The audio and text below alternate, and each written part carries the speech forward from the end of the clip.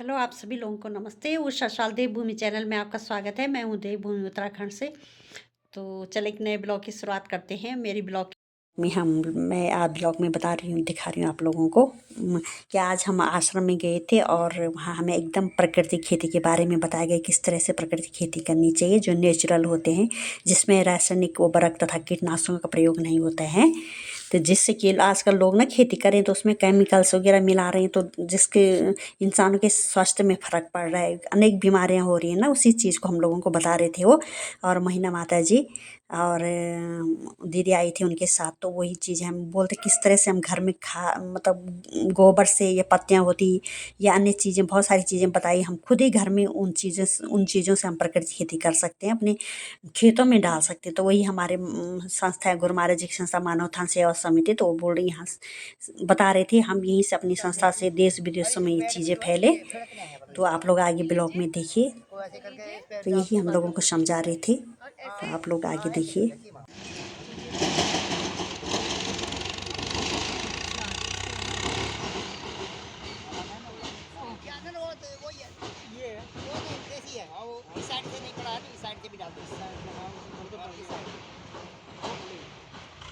और फिर हम चाहेंगे कि पूरा देश और पूरा विदेश इसे पहले तो पूरा भारत इसे अपनाए, फिर बाहर की सोचेंगे। लेकिन पहले हम चाह रहे हैं हमारी संस्थाओं में ये शुरू हुए। तो सुचित दी आपको थोड़ा बताना चाहेंगे। करते आ रहे हो तो आपको भी बहुत अच्छे से पता है कि आप जब दवाइयाँ डालते हो तो एक थोड़ी सी दवाई में कितने ही जितने आपको कीट पतंगे दिखते हैं वो मर जाते हैं।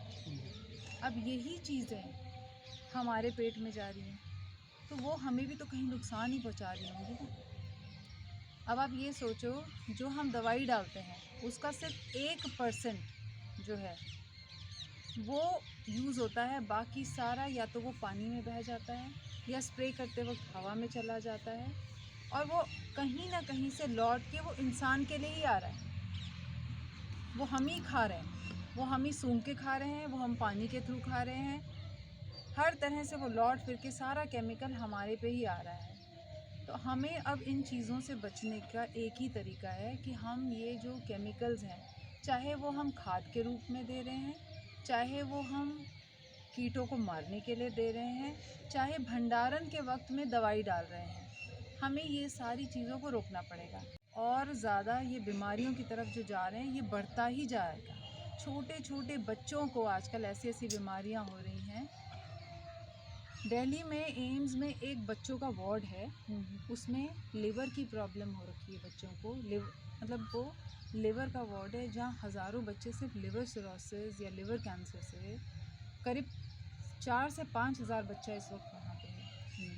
अब आप ये बता लो बच्चे ने क्या ऐसा वो कर दिया है? सिर्फ इसलिए हो रहा है क्योंकि वो खान पान, वो तो नहीं कुछ सिगरेट दारू शराब ये सब चीज़ें थोड़ी ना बच्चे कर रहे हैं। मगर इतने बच्चे हॉस्पिटल तक कैसे पहुँच रहे? इतने छोटे छोटे बच्चों को कैंसर, क्योंकि माएँ दूध पिला रही हैं, वो केमिकल खा रही हैं, उनके दूध से उनको केमिकल मिल रहा है, फिर वो जो खाना खा रहे हैं वो वही खा रहे हैं। तो इससे बचने का, इन बीमारियों से बचने का एक ही तरीका है कि हम इस केमिकल को अपने फूड चेन से ख़त्म करें, कैसे भी करके। दूसरा क्या है, हम सिर्फ अपने को ही नहीं वो कर रहे हैं, हम पूरे इस एनवायरनमेंट को, जितना हमारा फूड वेब साइकिल है ना, हम उसको भी ख़राब कर रहे हैं। क्योंकि प्रकृति को ऐसे ख़राब कर रहे हैं, जितना ये पॉलिनेशन होता है, तो वो पॉलिनेशन किससे होता है? मधुमक्खियों से या कीट पतंगों से होता है। हम इन्हीं को मारे जा रहे हैं। तो कल की आगे जा आएंगे तो ये सारा कुछ वैसे भी ख़त्म हो जाएगा। फिर हम मिट्टी में जितना केमिकल डालेंगे, मिट्टी जो है नीचे नीचे केचुए सब ख़त्म होते जा रहे हैं इनसे। मिट्टी में अगर केचुआ नहीं है तो इसका मतलब है वो मिट्टी ख़राब है, बिल्कुल ख़राब बनती जा रही है। और ये स्टडी ने बताया है कि अगले 20 साल में हिंदुस्तान की मिट्टी कुछ उगाने लायक रहेगी ही नहीं। इतना केमिकल यूज़ हो रहा है। ये मिट्टी जो है ना वो टाइट होती जा रही है, उसमें जो छेद होते हैं मिट्टी के, जिससे कि भी पौधों को भी तो सांस लेने के लिए, जड़ों को सांस लेना है ना, तो वो छेद कैसे बनते? केचुए जब मिट्टी खाते खाते नीचे जाते हैं और फिर वही केचुआ ऊपर आता है, तो वो छेद बनाते हैं और उस छेद के माध्यम से वो खुद भी अपना एक्सक्रीटा भी उसमें डालते हैं, वो भी खाद भी बन देता है और वो छेद भी बनाता जाता है। तो वो छेद बनाने से क्या होता है, उन जड़ों पे हवा लगती है, हम क्या कर रहे हैं, दवाइयाँ छिड़क के, खाद केमिकल वाली छिड़क के इन सारे पोर्स को हमने बंद करते जा रहे हैं। तो मिट्टी क्या हो रही है, सख्त होती जा रही है और ये रेत में कन्वर्ट होती जा रही है। इसकी फर्टिलिटी लूज़ होती जा रही है, अपनी ओरिजिनल फर्टिलिटी। कैसे? इसके अंदर अरबों खरबों छोटे छोटे जीवाणु होते हैं। ये जीवाणु ही जड़ों को खाना पहुंचाने का काम करते हैं। जड़ें ऐसे नहीं अपने आप ले लेती हैं, चाहे वो जितने भी मिनरल्स हमको हमारी बॉडी को चाहिए, कैल्शियम, मैग्नीशियम, जिंक, आयरन, हम कहते हैं ना आयरन डेफिशिएंसी हो गई, कैल्शियम डेफिशिएंसी हो गई, ये हमें इन्हीं से तो मिलती है, शाक सब्जियों से मिलता है। ये हम इनके बिना बहुत अच्छी खेती कर सकते हैं। लोग कहते हैं प्राकृतिक खेती में उपज कम हो जाती है, उपज नहीं होती, ऐसा कुछ नहीं है। बहुत एक्सपेरिमेंट्स हो रहे हैं तमिलनाडु, कर्नाटका में। सिक्किम जो है एक स्टेट है जो, वो पूरा केमिकल फ्री हो चुका है, वहाँ सिर्फ ऑर्गेनिक खेती हो रही है और 67% खेती वहाँ की बढ़ी है। जैसे जैसे हम अपनी मिट्टी में ऐसा काम करेंगे, साल 2 साल 3 साल में इतनी प्रबल मिट्टी हो जाएगी कि ना कोई रोग लगेगा, क्योंकि उसकी रेजिस्टेंस पावर अच्छी रहेगी।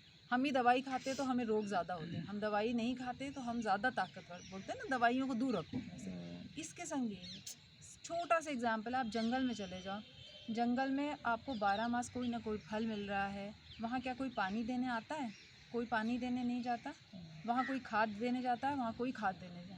ईश्वर ने प्रकृति को ऐसा बनाया है, वो सेल्फ सस्टेन करती है, सक्षम है। उसको हम लोगों ने ऐसा कर दिया है। वो हम ऐसे प्रोसीजर्स लाएंगे, जैसे आच्छादन करते हैं ना, मल्चिंग करते हैं, जो पेपर मल्चिंग होती है, उसकी जगह अगर हम जो राइस क्या बोलते हैं उसे, पराली जो निकलती है, हाँ, पराली को अगर बिछा दें तो वो मल्चिंग का काम करती है। तो आपका क्या होता है, उसके नीचे इतना वो रहता है, नमी बरकरार रहती है, आपको बार बार पानी देने की ज़रूरत नहीं है।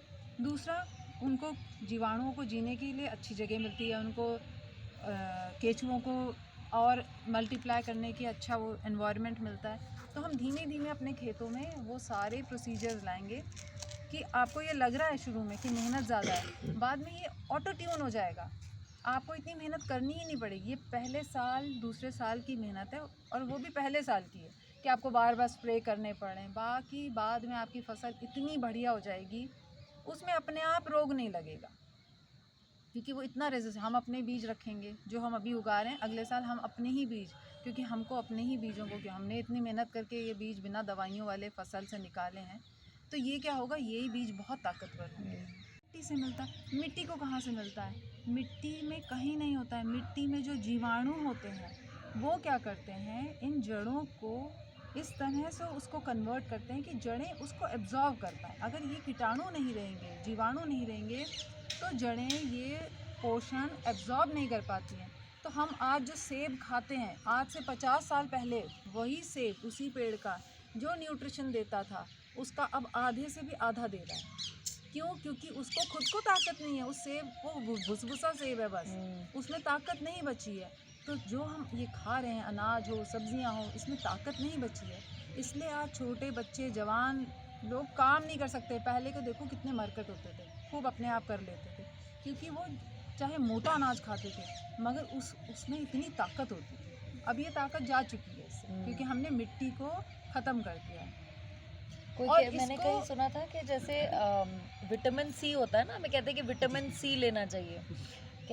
कोई मुझे बता रहा था कि डॉक्टर, कि जो विटामिन सी की दवाई है, जितना उसमें विटामिन होता है ना, हमें लगता है कि हम एक संतरा खा लेंगे तो हमें विटामिन सी मिल जाएगा, या एक आंवला खा लेंगे विटामिन सी मिल जाएगा।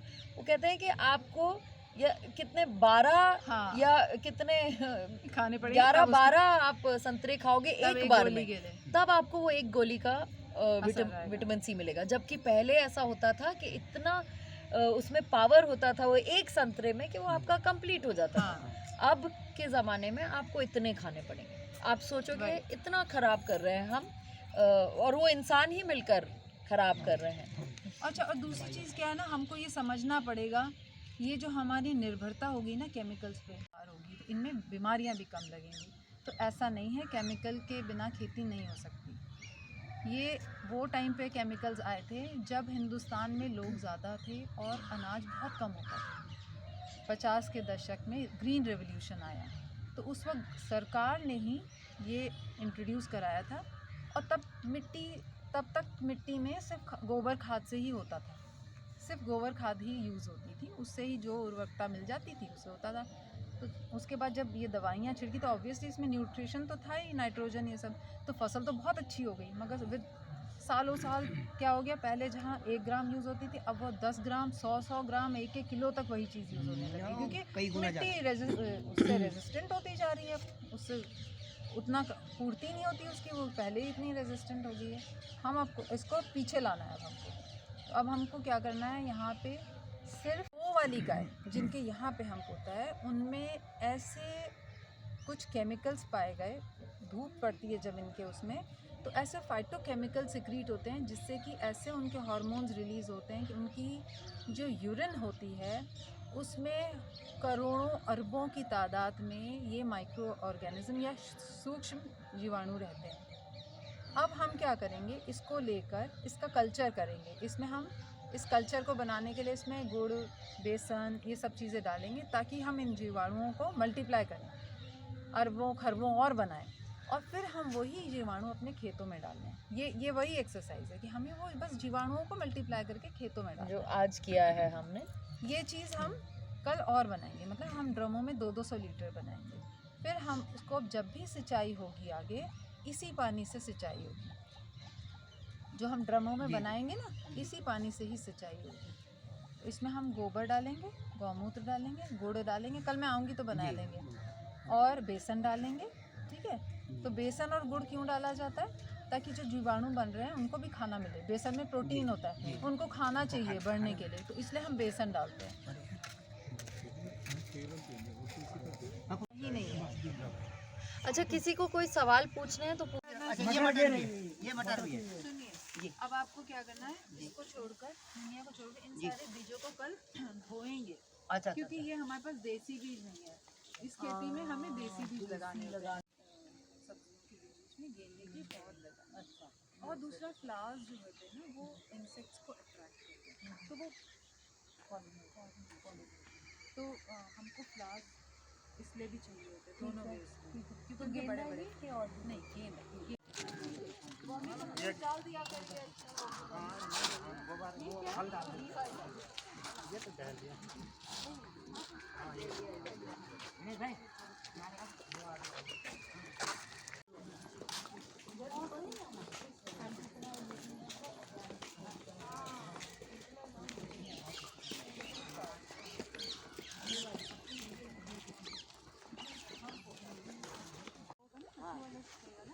इतने में तो उससे ही हो जाएगा, 1 मीटर तो हो जाएगा। तो वो कीड़ा आएगा ही नहीं। पहले दिन से ही हम करेंगे, अभी तो वो बनाएंगे, बनाएंगे फिर उसके बाद। तो कल हमको बुआई करनी है, तो कल के लिए सारी पौध आप बुआ लें। पौधे क्या क्या लगाने वाले, पौधे क्या बीज चाहिए ना ज़्यादा, लेकिन तो बीज पौधे तो यहाँ पे कम हो जाते, तो वो भी थोड़ी बहुत ही लगाते हैं, तो गर्म आ जाता है।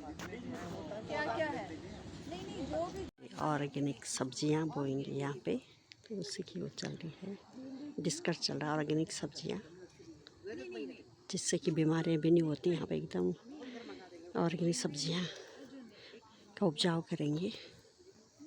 तो माता जी लोग आ रखे हैं यहाँ पे, उसमें डिस्कस चल रहा है। और ऐसे ऐसे करके जी माँ, ऐसे डाल दो, हाँ बस डाल दो, ये ऐसे डाल करके, दो, हाँ मतलब थोड़ी करके सब जगह थोड़ा पड़े।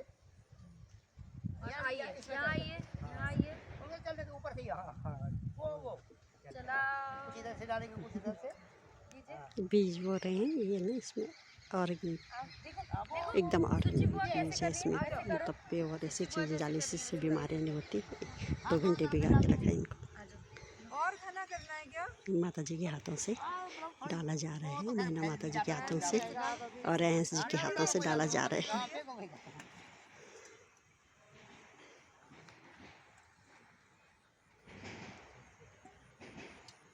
अब आप करो उधर, अयांश को कर दो। हाँ श्री गुरु प्रेमी बाबा इधर इधर इधर, इसमें नहीं डालना है, इधर डालना है। हाँ, डालिए। और यहाँ पर माता जी के बेटे अयांश जी भी आ रखे, तो उन्हें खूब मज़ा आ रहा खेतों में, खेत को देखने में। तो बच्चे जितना मिट्टी में खेलते हैं ना, उतनी उनकी इम्यूनिटी जो होती है अच्छी होती है। तो यहाँ पर वो भी खूब मज़ा ले रहे खेतों में। तो यहाँ पर अयास जी भी माता जी की, मोहना माता जी के जो बेटे हैं, तो वो भी जिद कर रही है मेरे पास भी दो, क्योंकि यहाँ पे खेल रहे हैं कि मैं भी करूँगा। ये लगाओ, ये आपका पौधा है। पौधे लगाओ। कि यहाँ करना है उसे डाल दो। लगा दिया, दूसरा भी लगा दिया। पानी लाना। पानी दे दीजिए आप। हाँ, भाग गया। दूसरा हट गया, हट गया। हो गया। हाँ।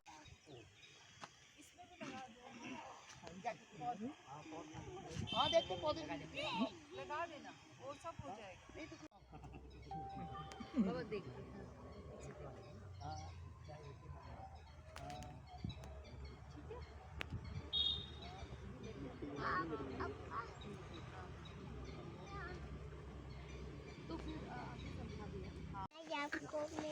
और भी बोना है, और भी बोना है। फेंकिए।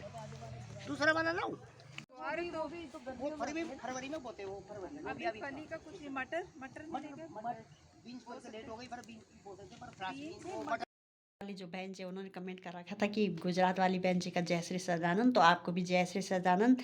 दिल्ली से जो मेरे सब्सक्राइब हैं उनको भी जय श्री सदानंद, और उत्तराखंड से भी मेरे जो सब्सक्राइब हैं, तो गुरु प्रेमी को सभी को जय श्री सदानंद, और जो अन्य हैं उनको बहुत बहुत प्रणाम, चरण स्पर्श प्रणाम, बड़ों को छोटों को लिए शुभ चिरंजीव। और एक दीदी नीलम क्या है, वो भी बहुत कमेंट करते हैं हर ब्लॉग में, उनके लिए भी जय श्री सदानंद। तो बहुत सारे कमेंट, मैं एक दिन सबका नाम लूँगी पढ़ के, तो मुझे ध्यान नहीं आ रहा, अभी मैं पढ़ती हूँ रोज़ 2 3 4 तो ऐसे हमेशा कमेंट करते हैं जय श्री सदानंद। और तो उन्हीं को, उन सबको जय श्री सदानंद, और जो नहीं भी है गुरु प्रेमी उनको भी चरण स्पर्श प्रणाम। तो चलिए इस ब्लॉग को यहीं समाप्त करते हैं, मिलते हैं अगले ब्लॉग में, तब तक के लिए जय भारत जय उत्तराखंड।